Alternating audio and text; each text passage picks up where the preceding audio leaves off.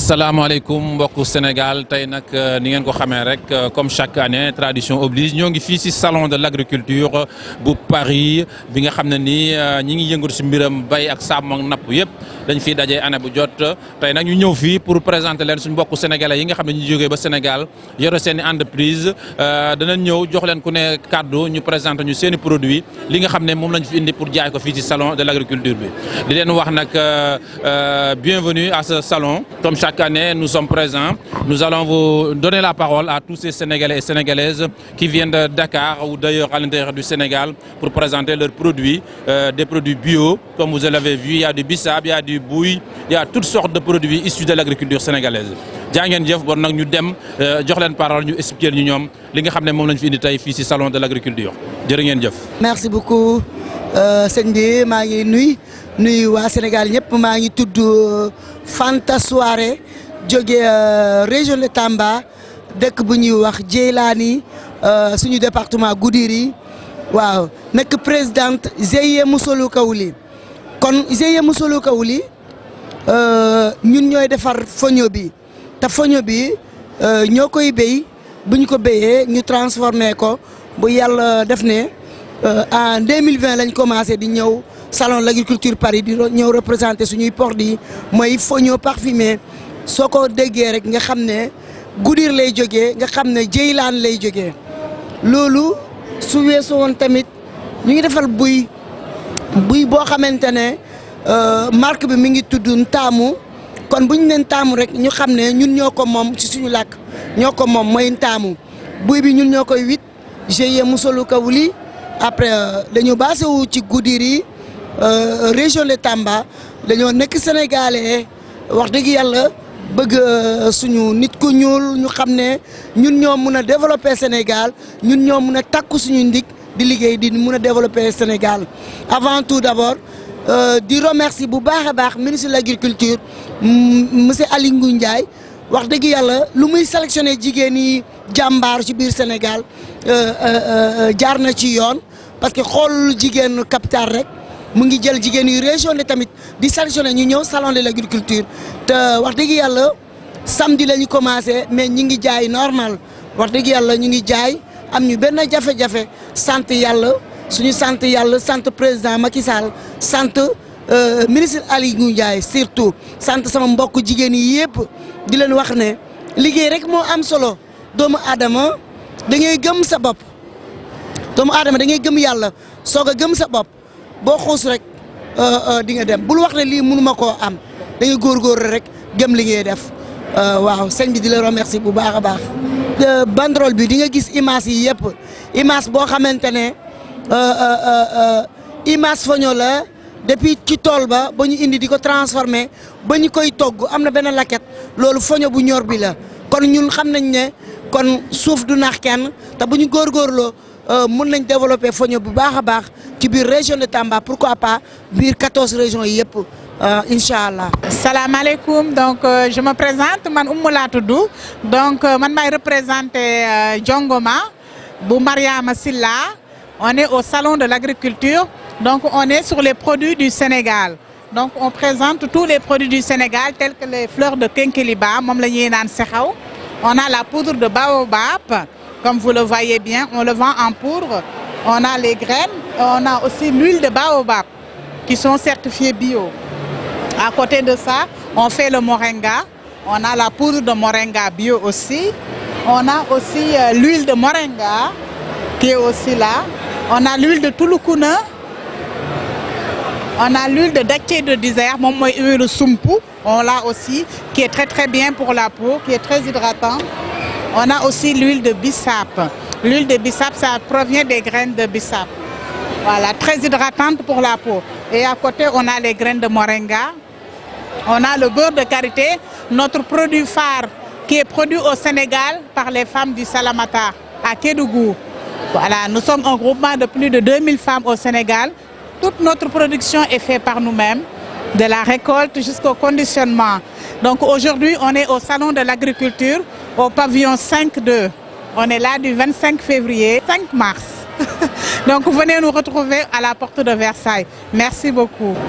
Assalamu alaikum. maa ngi tudd Flémata Sané dëkk Sénégal jóge Sénégal bi mooy sama deuxième participation ci salon bi ak COSEC may nuyu ñëpp di ziar ñëpp di ñëw indi présenter sama produit yi ma indi les produits casamançaises lu ci mel ni ñoom caakri mango ñoom caakri patate cere carotte innovation yooyu la ñu indi viande de pomme d'acajou pomme d'acajou liñ ci defar yëpp dafa bëri façon bu ne lañ ci defar indi vinaigre de mango ak madd yi ñoom seen sama entreprise mi ngi tudd Flémata boutique maa ngi Sicap Liberté 1 près de stade Demba Diop macha allah am na nag yeneen ku ci bëgg tamit yeneen produit boo ñu laajee rek contacter ñu laaj ñu ndax dañuy innover rek waaw dañuy innover nekk des femmes braves femmes de développement nekk Casamance yor suñuy produit yu dul jeex te amuñu nu ñuy def ba defar ko di wut nag ndimbal di wut ku ñu jàppale aussi parce que liggéey bi yëpp dañ koy def ci suñu loxo macha allah te loolu yëpp war nañoo am ñu ci jàppale ci ay machine ak yooyu yëpp ndax femmes yi dañoo brave di sant nag waa COSEC surtout DG bi Abdoulaye Diop ñu ngi koy sant bu baax di ko gërëm ndax mi ngi jàppale jigéen ñi tey ji yàlla ak moom a tax ñu nekk fii ñu koy ñaanal jàmm ak salaam waaw jërëjëf. bii moom poudre de moringa la ni ko nit ñi jëlee ça soigne tout ñëpp xam nañ ay vertu am ñoo ngi nii ci foño bi aussi baax ci yaram ak diabétique yeeg ñoom seen ñu ngi ci poudre de ñebbe pour akara yi ak leneen repas cere carotte cere du moins maïs moo nekk nii moom la ñu présenté si plus poudre de gingembre noo ngi nag pavillon Sénégal bii nag caakri de manioc la caakri de manioc defe naa ne ku wër ci biir foire bi ba mu jeex doo ko fi gis si sunu innovation yi la bokk bii vinaigre de mangue la moo nekk nii graine de moringa gerte bi comme ni ko nit ñi xamee moo nekk nii indi nañu aussi ay madd indi nañ aussi ay sirop waaw sirop boo leen bëgg rek lépp ngi fi daal macha allah.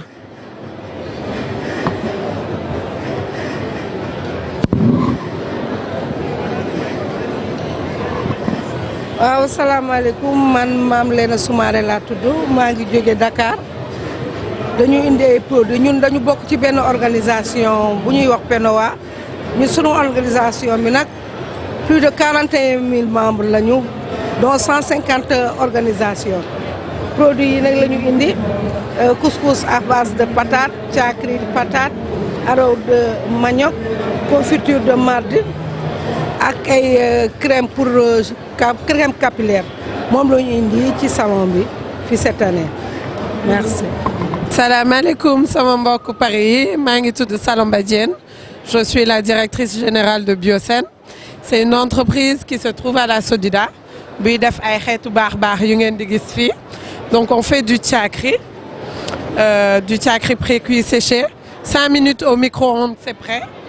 On fait toutes les céréales locales, donc cere, araw, sànqal, sunguf baa ngi nii.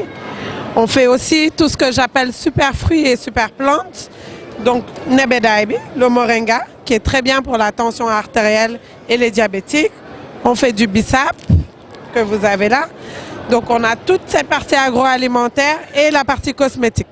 Donc en cosmétique, on fait des savons. Vous avez des savons à base de beurre de karité, du savon noir que vous allez trouver ici et on fait aussi des crèmes et beurre à base de beurre de karité et de baobab. Bon, on fait aussi des produits comme le MAD qui va arriver demain Inch'Allah sur Paris et du Ditar. Donc je vous invite à venir nous voir. On est ici au niveau du STIA au stand 5-1 pavillon Sénégal. Merci ñu ngi leen di xaar. maa ngi jaajëfal ñëpp di nuyu sama mbokk Sénégal yëpp ak yu pare. Bon, en termes d'entrepreneuriat, on se bat. C'est pas simple tous les jours. Yenn saa yi on a du mal à trouver les matières premières au niveau des producteurs. Dund bi cher na Sénégal, matières premières yi cher na. Bëggoon nañ ñu gën ko subventionner. Ñun au niveau de nos entreprises aussi. On a vraiment des aides au niveau du bureau de mise à niveau, l'ASEPEX, la DPME, le COSEC. Mais on aimerait vraiment passer à l'échelle. Ku mel ni man tey dama bëgg a industrialiser wu. c'est bien beau ñu ñuy jàppale toujours PME mais dañu bëgg a màgg ñu ñuy dégg feneen comme sañu Pape Sedima yi wala NMA ñun foofu la ñu bëgg a toll tey te gëm nañu que avec un peu d'aide rek on va y arriver inchallah. Alors bonjour, je m'appelle Stéphane Quenom, je suis le directeur de Esteval agroalimentaire et moi je transforme des produits locaux sénégalais depuis 15 ans maintenant. Donc tout ce qui est bissap, bouille, gingembre, tamarin, voilà, on travaille pas mal avec les producteurs pour avoir de la bonne matière première, notamment du bissap. Et après on en fait des jus, on en fait des sirops, on en fait des confitures, voilà. Et moi l'idée c'est vraiment que le bissap ça devienne le Coca-Cola sénégalais, voilà, que tout le monde consomme le bissap, les petits, les grands, voilà. Donc on est au salon pour trouver des partenariats, pour faire connaître les produits.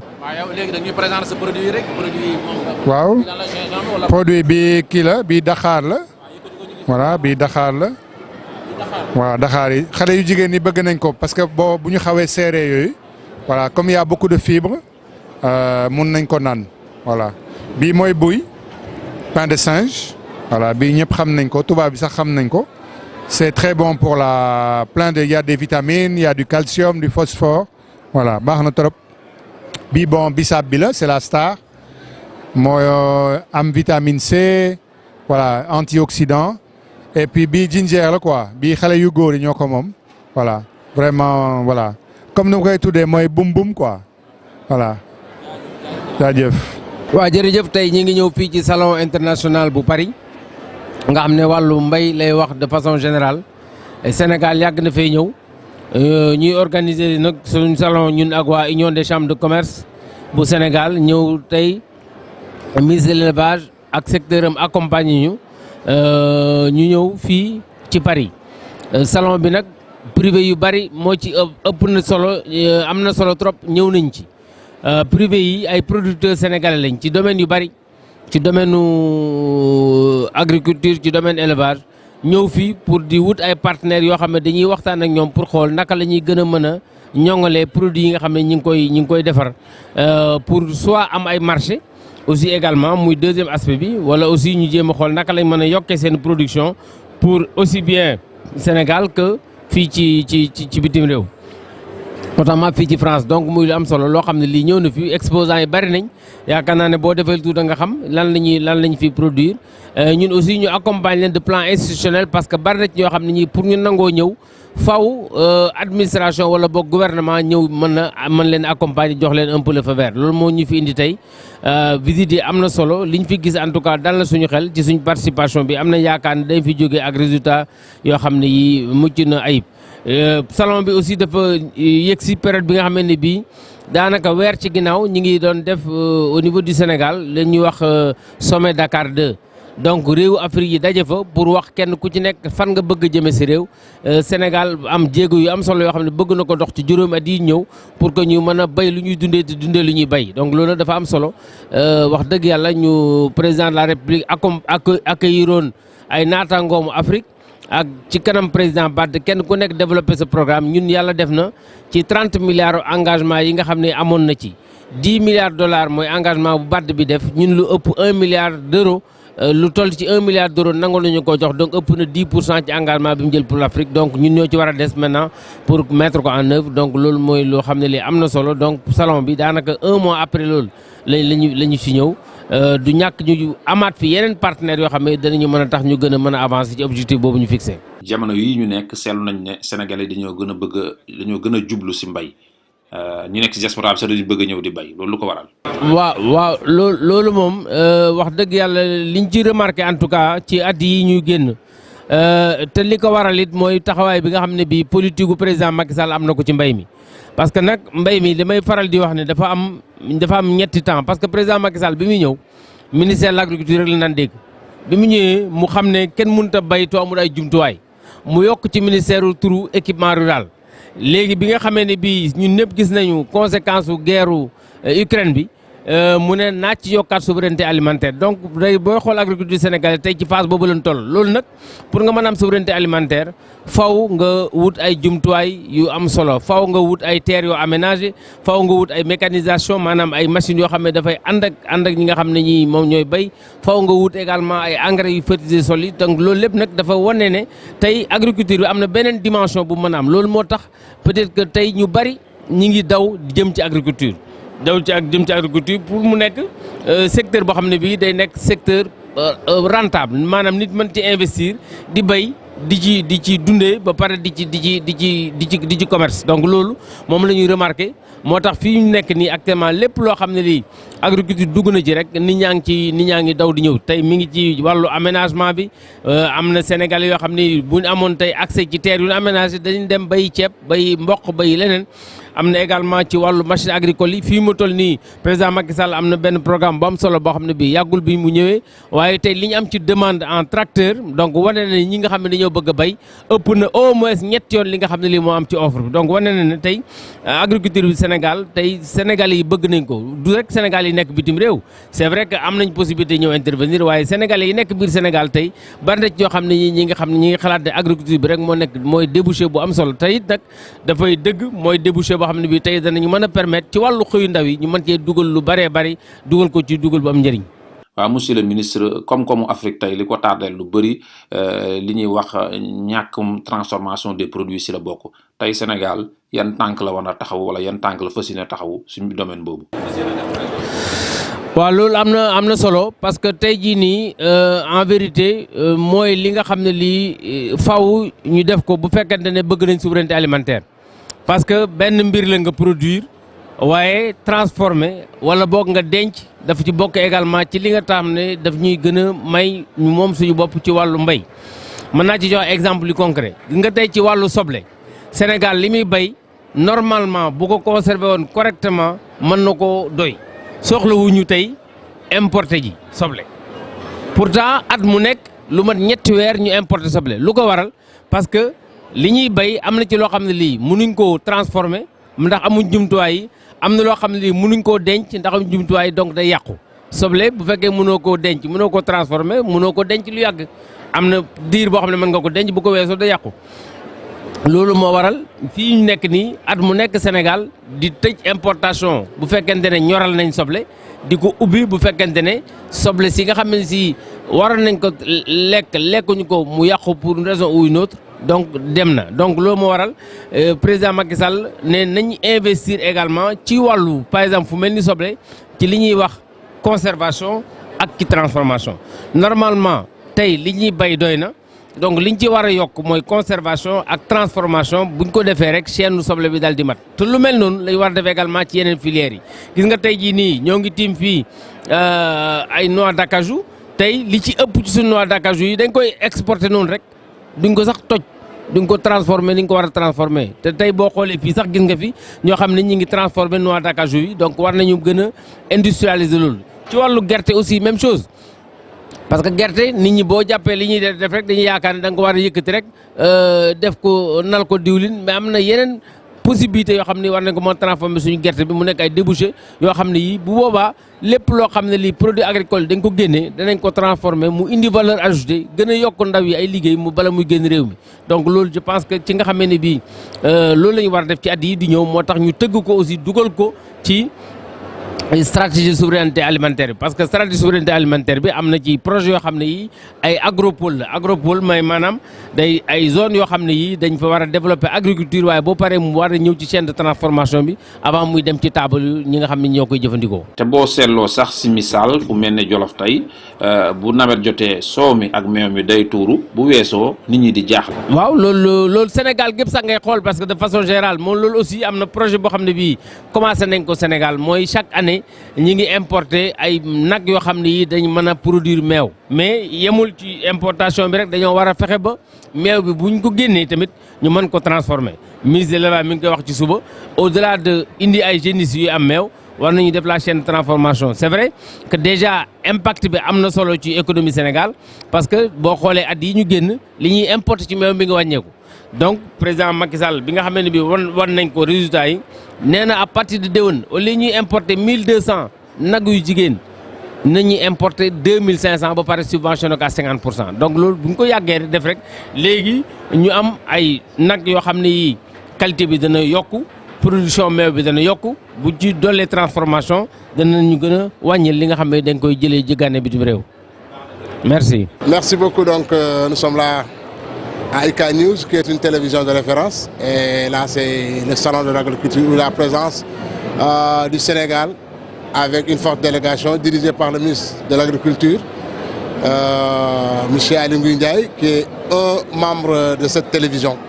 Parce que le propriétaire Ibrahim Ndiaye, vous le connaissez tous, qui est un natif du Djolof, et le ministre aussi est natif du Djolof, c'est des parents. Donc nous avons vraiment notre mot à dire sur ce que la télé IK News fait aujourd'hui sur la vulgarisation des bonnes actions et des bonnes œuvres. Ibrahim Ndiaye est l'un des piliers du Sénégal et l'un des fils du Sénégal qui est en train aujourd'hui de vendre la destination du Sénégal. Et à travers aujourd'hui ce salon, nous allons essayer de vendre le Sénégal, surtout la souveraineté qui est aujourd'hui un pari à gagner. Avec tout ce qui se passe, avec les guerres, avec vraiment les maladies, la souveraineté alimentaire est devenue aujourd'hui un palier qu'il faut régler, un pari qu'il faut gagner pour être souverain, car on ne sait pas ce que demain sera. Nous sommes très contents de faire partie de cette délégation et d'exprimer aussi la vision du ministre de l'Agriculture à travers ce salon. Merci à M. Ndiaye, merci aussi à vous. Salam alaikum, wa tay ñu ci salon l'agriculture de Paris. Donc ñu ngi leen di présenter suñu produit yi fi am muy produit Jongoma may présenter Mariama. Donc ñu ngi def foire depuis 10 ans et on a pas mal de produits. Am nañ beurre de karité, huile de baobab, poudre de baobab, c'est des choses rares yi nga xam ne Sénégal sax lañ ko fay gis bëriwul. Sénégal aussi ñu ngi féetee côté Kédougou am nañ fa benn label boo xamante ni voilà donc produit bu ngeen ko bëggee am di ngeen ko mën a am Sénégal. Fii aussi ñu ngi ci site internet jongoma.com donc voilà loolu laa leen doon wax ne leen ñoo ngi fii salon de l'agriculture bi ngeen ñëwee fekk ñu fi ñu ngi fii ba le 25 mars ba le 5 mars donc voilà ñu ngi leen di xaar avec plaisir. salaamaaleykum mbokk yi waaw ñu ngi leen souhaiter bienvenue fii ci foire de l'agriculture yéen a ngi stand Sénégal ni ngeen koy gisee nii ñëpp a ngi fi voilà ñun nag c'est Jongoma Sénégal ñoo ngi nii tey doon présenter suñu produit huile de bissap très riche en vitamine C, créatine, ça stimule la poussée des cheveux, c'est très bien pour la peau, ça évite les crasses et les casses.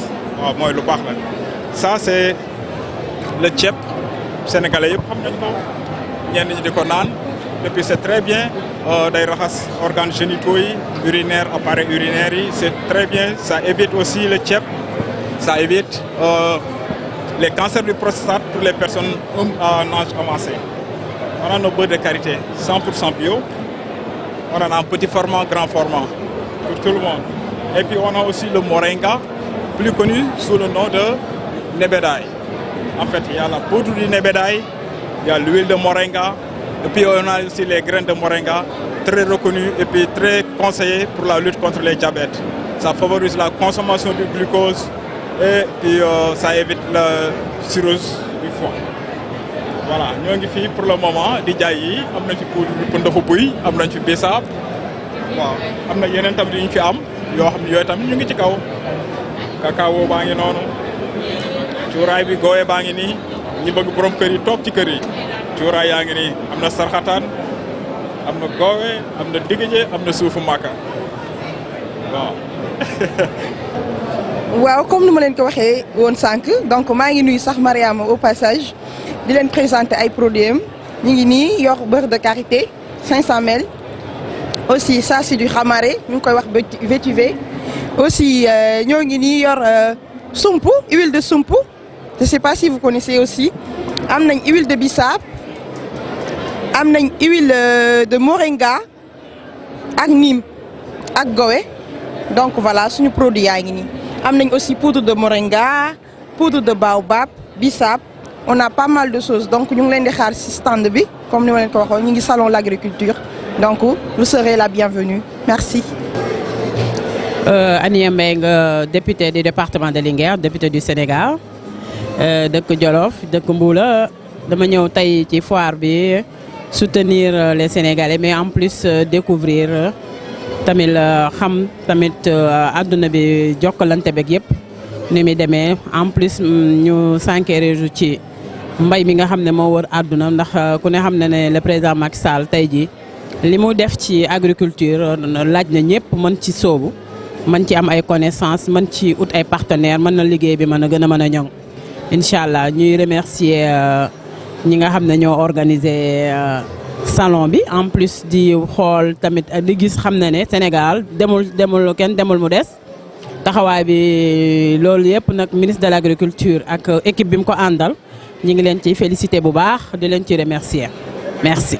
asalaamaaleykum man la Khadijatou Thimbo j'ai rendi Mijo ñu ngi fii ci SIA international Paris ñun nag ñu ngi indi céréales locales transformation céréales locales la ñuy def ñu ngi indi caakiri bi 1000 moom lañ indi ak sànqal bi tamit andi nañ ko ak foño bi ak araw bi waaw araw bi tamit ñëw na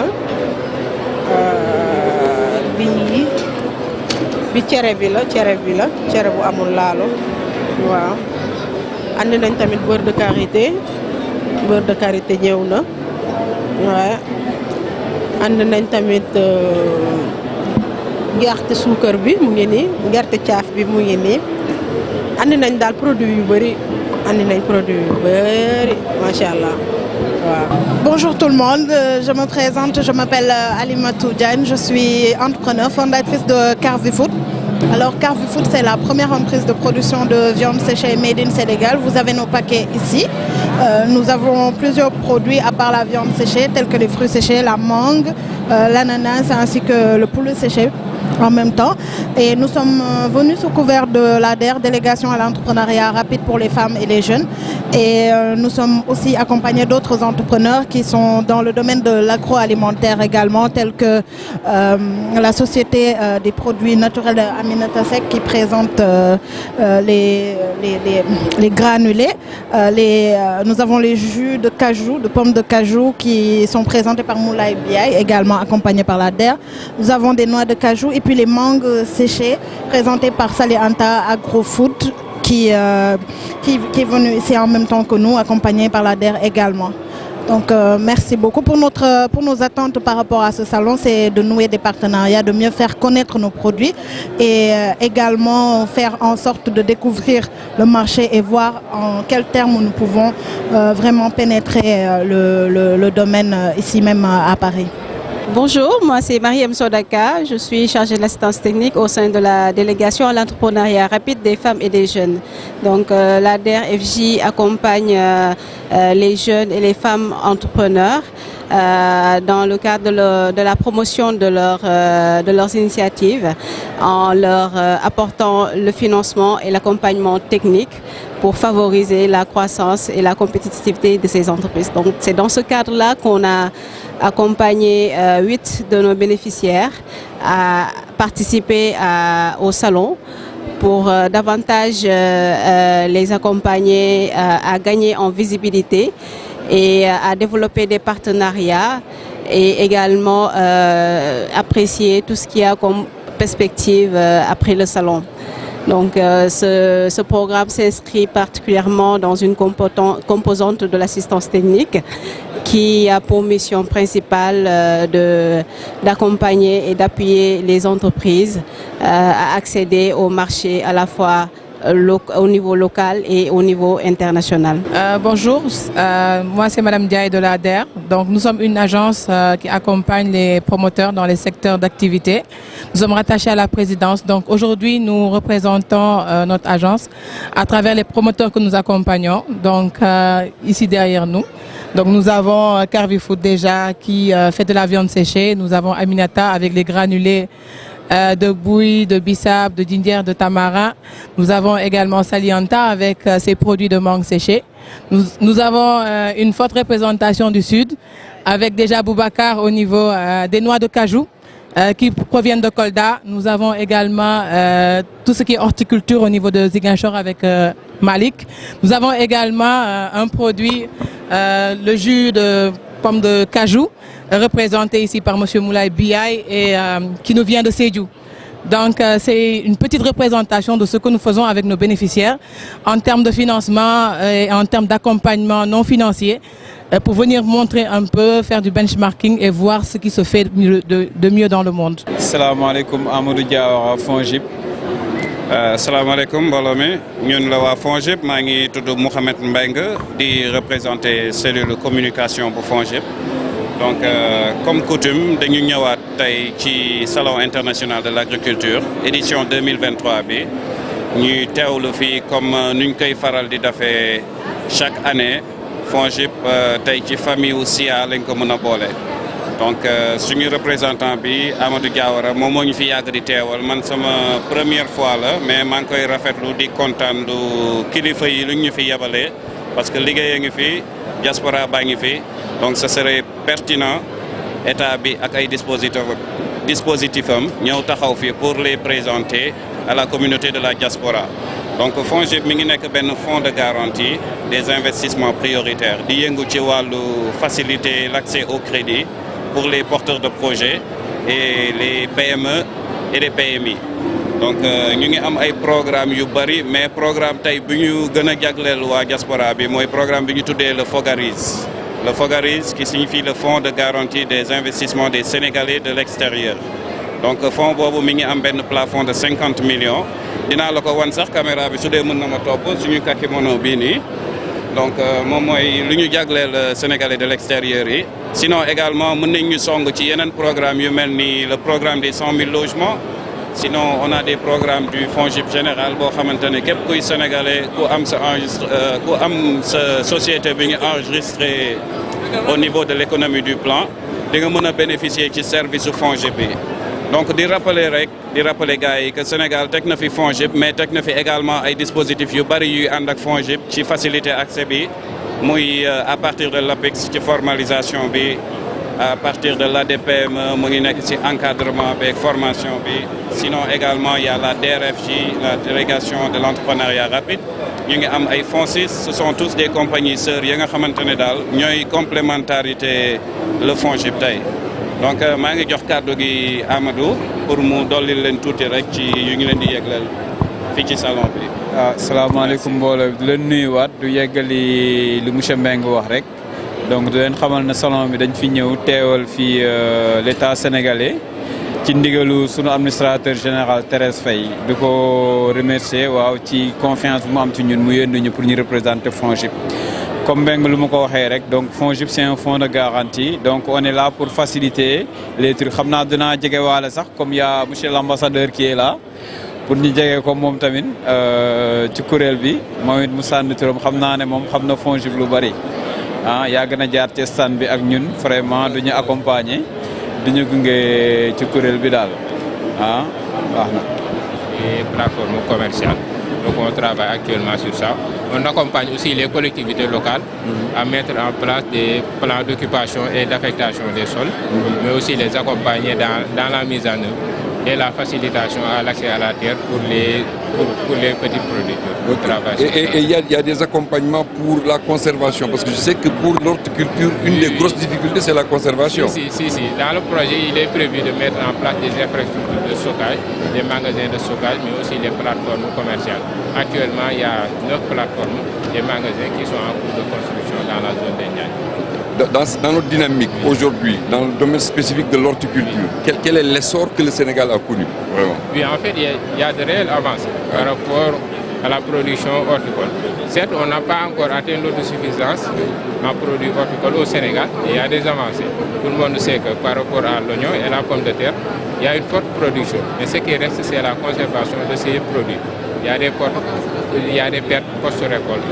Et si on arrive à gérer ces pertes post-récolte, qui représentent plus de 30% de la production, il faut dire qu'on peut atteindre l'autosuffisance alimentaire, surtout pour l'oignon au Sénégal.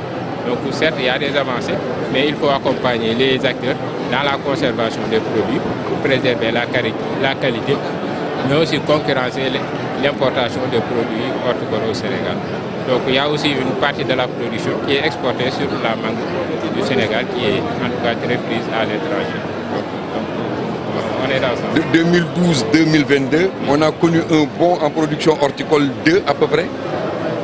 Bon, 50%, un peu plus? Il n'y a pas les chiffres en tête, mais il y a de réelles avancées, surtout par rapport à la pomme de terre. Au début, au Sénégal, il y avait une production, mais qui n'était pas trop élargie. Assez timide, oui. Assez timide. Actuellement, on est à plus de 120 000 tonnes, qui est énorme. Énorme, en fait, par rapport à ça. Donc, il y a aussi des agrobusiness qui se sont installés au Sénégal et qui travaillent aussi sur la production. Surtout Sénégalais qui travaillent sur la production de pommes de terre.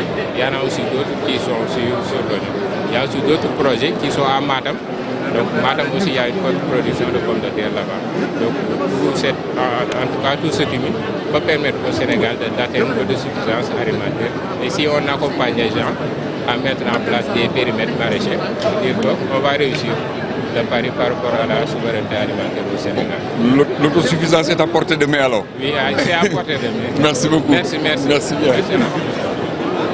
La synthèse un peu de ce que vous dites, mais juste dire 2 mots, hein, c'est féliciter toute cette dynamique-là d'ensemble.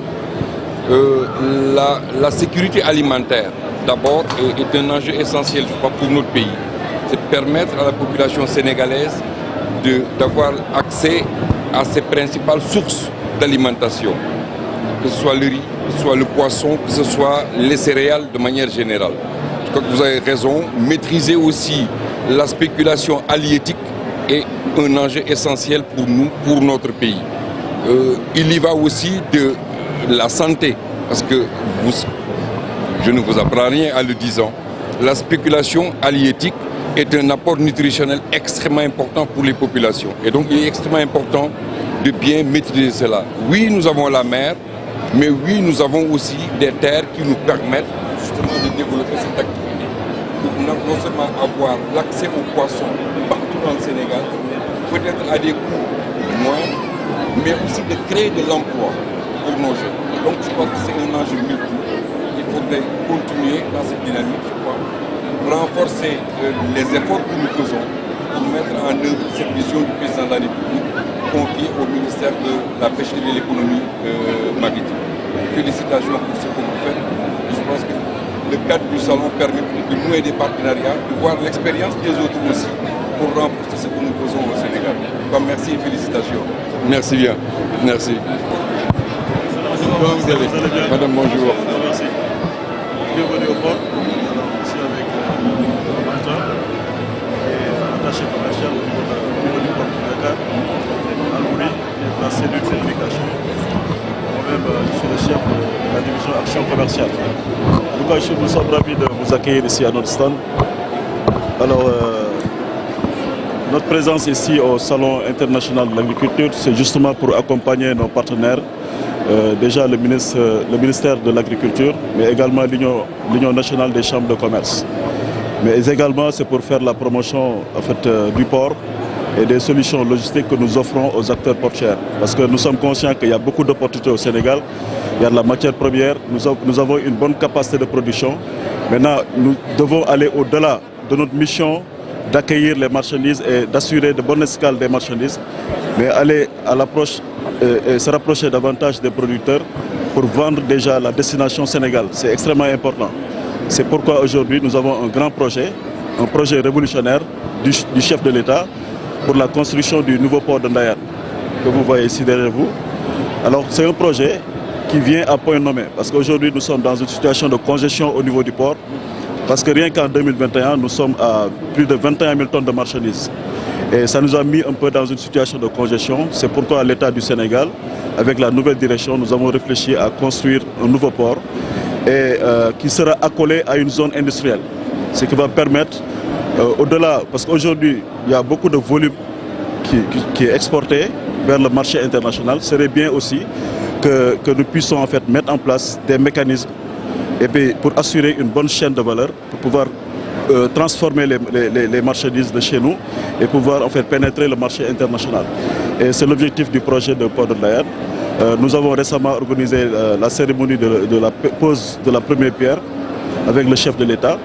Et très bientôt, nous allons en fait démarrer les travaux du nouveau port de Ndayane. Et je pense que ce sera un ouf de soulagement pour le port et pour l'économie nationale en fait. C'est ça. Merci beaucoup. Merci d'être aujourd'hui. Moi, je suis avec un ancien du port oui, aussi. Oui, effectivement. qui est voilà, maintenant directeur de cabinet du ministre de l'Agriculture. C'est ça. D'abord, féliciter le tout nouveau directeur Muntagassi, qui, après son passage à l'APIX, se retrouve maintenant à la tête du port, avec ce projet ambitieux du président de la République. Je crois que le port de Ndayane est emblématique des sauts qualitatifs que le Sénégal est en train de faire. Sauts qualitatifs dans le domaine des transports en général, parce que le port c'est d'abord le transport. Des transports, que ce soit les transports aéroportuaires, les transports routiers, les transports ferroviaires et aujourd'hui le maritime. Et vous avez raison, un des défis du Sénégal, c'est à l'agriculture, à l'élevage, au secteur primaire en général, accoler la chaîne logistique. Sans la chaîne logistique, nous aurons beaucoup de difficultés, quel que soit le niveau de production, à faire la transformation, la conservation et à pénétrer le marché qui s'ouvre à nous et qui est un marché que nous pouvons pénétrer. Bon, nous y sommes déjà au Mali et ailleurs, mais je crois que nous pouvons faire davantage. Cette idée du port de Ndayane, je pense que c'est symbolique un peu de cette vision du président, de dire que le Sénégal a un potentiel énorme à exploiter. Le Sénégal doit être un hub aérien, maritime, routier, un hub alimentaire et le port contribuera certainement à cela, avec bien sûr sa zone industrielle à côté et qui peut pour moi être déjà une porte pour nous permettre vraiment de gagner aujourd'hui le marché américain. Nous sommes dans l'AGOA depuis très longtemps. Malheureusement, nous n'en tirons pas suffisamment profit. Le port de Ndayane, avec sa zone industrielle accoudée, je crois, permettra justement de pénétrer ce marché. Félicitations au port. Félicitations. Absolument. Mais on a également respecté l'équité. Ils sont 4 femmes et 4 hommes. Voilà. Oh, on pourrait même faire 6 femmes et 2 hommes. Ça serait que gagnant. Donc, le développement, c'est d'abord les femmes. Tout à fait. Et ça, évidemment, se féliciter de ce qu'à la tête de la DER, on est une femme. Tout à fait, tout à fait. Je l'assume. Je pense que c'est important aujourd'hui de mettre en valeur ce potentiel que nos femmes ont fait. Nos femmes, nos sœurs, nos mamans, nos tantes. Quand on est au Sénégal, c'est les personnes qu'on voit se réveiller à 4 h du matin, qui, avec leur panier, pour faire le trajet du marché du poisson vers le centre-ville. C'est nos femmes qu'on voit dans la Casamance, dans les rizières. C'est nos femmes qu'on voit au Fouta aller prendre le lait pour la transformation. Donc il est important qu'on ait une dynamique au niveau du gouvernement, de l'État, pour les accompagner, pour mieux structurer ce que ces femmes-là font et permettre de donner de la valeur. Tout à fait. Je crois qu'alléger les travaux des femmes participe aussi de cela. Tout à fait. Donc félicitations pour ce qu'elle a bien fait. Merci. Il est important, l'autre cible aussi, de s'adresser à cette cible-là, les jeunes, qui, après une formation, c'est vrai que nous avons tous eu cette habitude d'essayer comme moi, peut-être les plus âgés, de dire bon, j'ai une formation, je mets ma cravate, je prends un emploi. Il faut pousser les jeunes à l'auto-entrepreneuriat, à développer ces capacités-là. Et c'est ce que vous faites. J'y ajoute maintenant le fonds diaspora que vous avez mis en place, qui aide aussi la population de la diaspora à développer des projets et à s'investir davantage pour le développement du pays. Donc, félicitations. Merci beaucoup. Encouragement, je vous souhaite un excellent salon. Merci beaucoup. Voilà, que vous pouvez aussi en tirer profit. Merci beaucoup. Merci, c'est gentil. Bonjour, salam alaikum. Nous sommes les saveurs du Sénégal à Paris, en France, dans le 17e, 96 bis, la rue Le Mercier. Donc, c'est pour la promotion de la gastronomie sénégalaise qu'on a débuté depuis 2005, accompagné par l'État sénégalais. Donc, aujourd'hui, on avait fait, c'est Madame Lo Absa, connue par le salon et tout le monde. Le ministère et COSEC nous a accompagnés sur la venue. Et là, nous avons un stand cette année pour faire la continuité. C'était pas facile, mais on y arrive quand même. Donc là, nous sommes dans le salon pour 9 jours. Et Inch'Allah, on aura donné toutes les facettes de la gastronomie sénégalaise. Ça, ce sont les méli-mélo salés. Le tchèp était à l'honneur aujourd'hui. Tchèp au poulet à emporter et poulet yassa. Et tchèp poisson. Attention s'il vous plaît. Voilà. Venez nous voir au salon de l'agriculture. Dans les halls. Merci. waaw sant bu baax ci li ñu gis mais ànd ak yeneen structures yi nga xam ni yëpp ñoo leen di gunge pour ñu gunge non seulement exposants yi indi leen wane li Sénégal di def mais ñoom ci seen bopp wane li gouvernement wu Sénégal di def ci wàllu mbay di ko tàmbalee ci recherche ñi nga xam ne ñi ngi tëju ci seen i laboratoire di xool naka la ñuy fexee ba mbay mi ñuy mbay gën a dëppoo ak li ñu am ci wàllu suuf ci wàllu ndox ci wàllu jant nga xam ni loolu lu am solo la mooy li njëkk ci wàllu mbay fexe ba nga xam ni ñi nga xam ni ñi ngi jublu ci yeneen muy mbayu ceeb mi muy mbayu mboq muy mbayu leneen ak leneen li ñu ciy def comme effort te Sénégal def ci jéego yu am solo diggante 2012 ak léegi ñu gën ko wone gën ko mandargal mais li nga xam ni ay buntu yu bees suñu tijji la lu dem ni lu ñuy mën a tudde mbayu jën daanaka mooy fexe ba jën dañ ko daan napp rek ci géej wala ci dex mais ñi ngi def fi ñu toll nii yeneen i mbir mooy di am ay lu ñuy tuddee piscine wala ay baaj laa koy wax bu dee wolof laay wax yoo xam ne dañ fay mën a nappe jën ñëpp mën ko am ci Sénégal mën ko am ci njëg bu gën a yomb te fenn fu nekk mu daj fa ci réew mi fexe ba nga xam ne aussi li ñuy def ci wàllu élevage mooy ni normalement Sénégal war nañoo mën a am ndawal bu doy jóge ci xar jóge ci nag jóge ci yeneen ak yeneen et yooyu yëpp ñu def ci jéego yu am solo ñu ñëw wane ko waaye bu ñu fàtte lu am solo mooy yi ñuy jóge ci mbay mi nga xam ni jigéen ñi ngi ci ak seen njàmbaarte li ñu ciy def yëpp ci transformé ko gën leen a ubbil ay bunt fii ci salon bi ngir ñu mën a am yeneen yu débouché gën ko mën a jaay gën ko mën a wane et loolu yëpp la ñu indi tey fii ci salon bi di fi wut nag ay partenaires di xool aussi ñenn ñi nga xam ni ñi ngi développé yeneen ci seeni réew ñu ciy mën a tippe ñun ngir mën a améliorer li ñuy def loolu mooy présence su Sénégal fii ci salon bi di présence bu am solo di présence bu ñu remarqué di présence boo xam ni it ñun ñi fi toogal Sénégal am nañ ci mbég am nañ ci fierté. loolu mooy lu ñu rafetlu lool et ci terme partenariat li ñuy war a njëkk a xaar bu ñu xaatimee ñun yoon wu bees ngir ni jamono fi ni mu demee ak ni mu tëddee war nañoo gën a mën a moom suñu bopp ci li ñuy dundee fexe ba li ñuy bay ñu koy dundee et di dundee li ñuy bay muy jëm ci wàllu mbay mi waaye di jëm ci wàllu napp gi di jëm ci wàllu sàmm gi ñi ciy njëkk a xaar mooy sénégalais yi nga xam ni ñi ngi fii ci France parce que ginnaaw France la ñu nekk waaye ci bitim réew en général nga xam ni am na ci ñenn ñoo xam ni yàlla wërsëgal na leen tuuti koom-koom am ci ñoo xam ni yàlla wërsëgal na leen ci xam-xam yu ñuy jëggaani ci yeneeni réew ñooñu ñëw indiwaat loolu ñu am Sénégal jublu ci mbay gi ma ni tey bëgg naa lool bi may dox fii ci salon bi gis ñaari jeunes sénégalais yoo xam ni ingénieur lañu donc ñoom la ñuy liggéey sax bokkul ak mbay ci boppam waaye ñoom dañoo am i tool Sénégal li ñu am ci xam-xam ci xarala jàng ko ci yeneen i domaine ñu koy utiliser pour aider ay sénégalais ñuy transformer mbay mi et di ko ñëw di ko jaay si fii ci France yu mel noonu ak yu ni demee la ñuy gën a xaar pour que diaspora bi gën a contribuer ci loolu mais it suñu partenaires yi nga xam ne ñoom la ñuy liggéeyal fii France muy AFD muy BP bi muy ñeneen ak ñeneen ñoom it ñu ngi leen di xaar ñu ànd ak ñun gunge ñu ci stratégie boobu bokk na ci yeneen partenaires yi nga xam ni c'est des partenaires privés yoo xam ne lii xew Sénégal di leen a yitteel ñu gis jéego yu am solo yi Sénégal di def te ñu fas yéene ànd ak ñun ngir gunge Sénégal ba lii ñu yéene yëpp à travers stratégie boobu yàlla sottal ko ci jàmm ak salaam. Chers visiteurs, nous vous rappelons que le salon de l'agriculture fermera ses